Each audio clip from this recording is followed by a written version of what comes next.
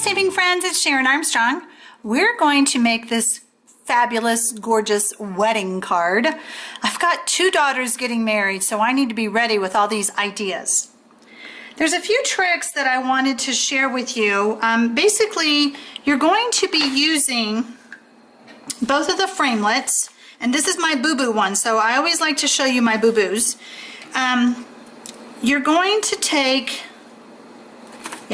You're going to take your framelets.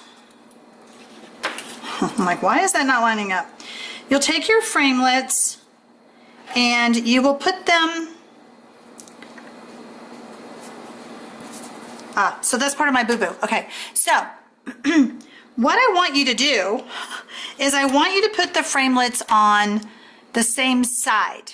What I did when I was preparing for the video is that I flipped my cardstock over, and this one is, when you cut with the framelets, one side is a little bit more rough where it cuts down into the paper, and the other side is more smooth. We want both sides to be smooth and not one side to be rough.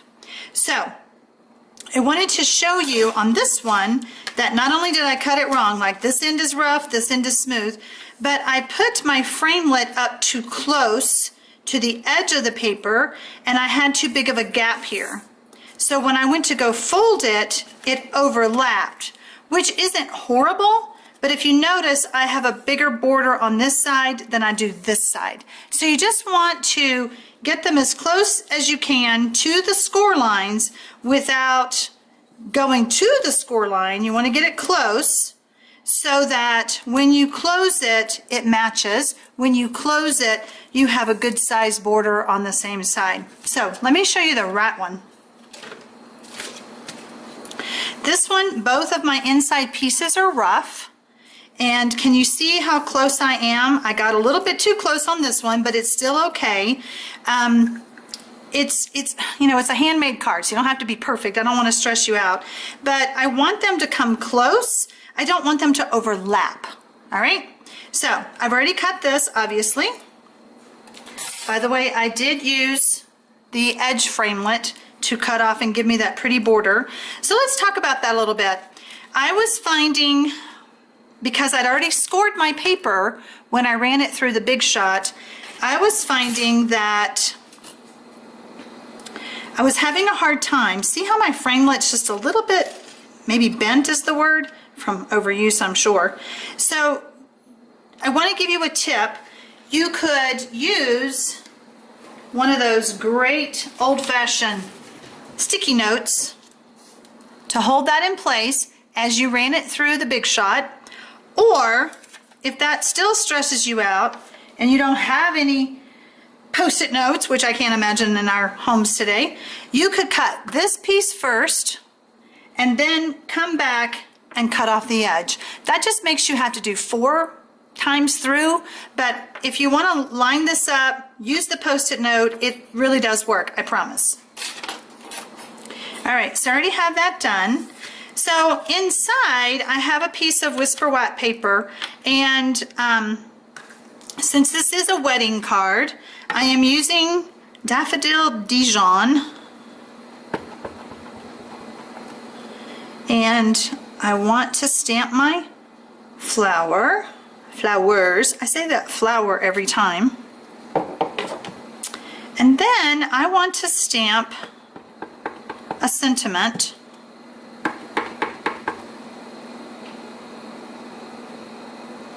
May your love grow stronger, deeper, and more beautiful with every passing year. Remember, this is a wedding card. So now I have my inside piece done.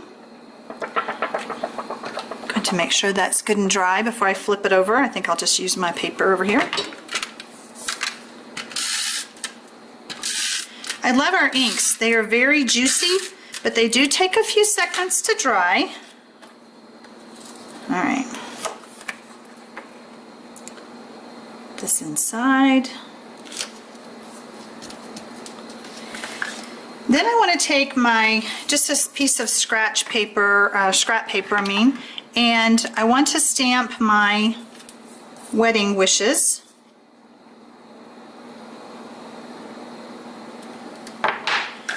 I'm going to take the 1 3/8 inch circle punch and punch that out. And I kind of left room up at the top to attach my bow.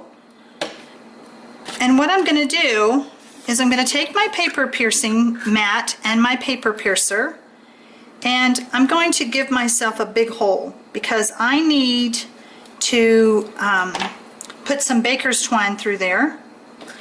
I love these dental floss things. I think they're used for people with braces maybe. Get them at the, where toothpaste and stuff is sold.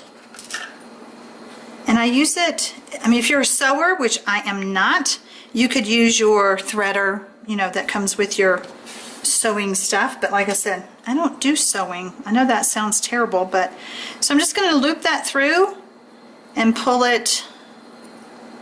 I'm going to hang on to one of those. And then I'm just going to make a small loop.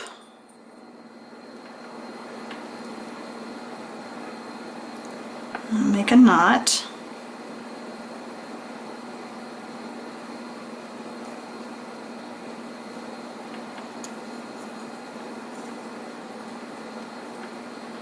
So you can kind of see what I did. Take my scissors and cut that as close as I can.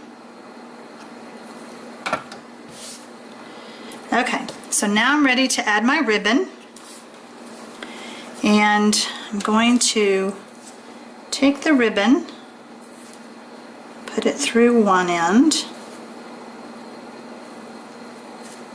one side, and then take this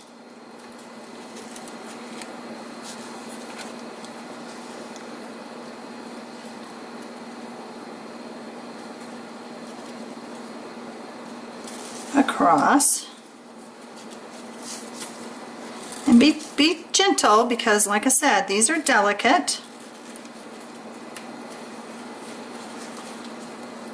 I think I need to do my bone folder a little bit more on that one side because I got too close, but it's okay, it still works.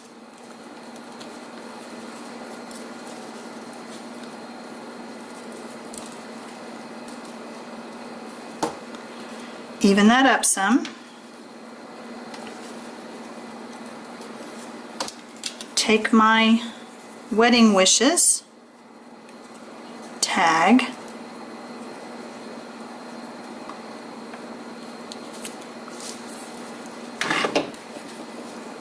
dragging the ribbon through the ink pad is not a good thing.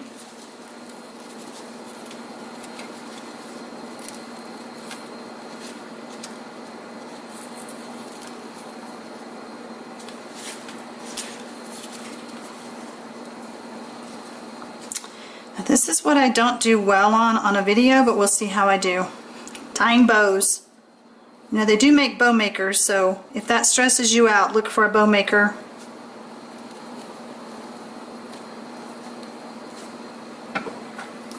Trim up my tails.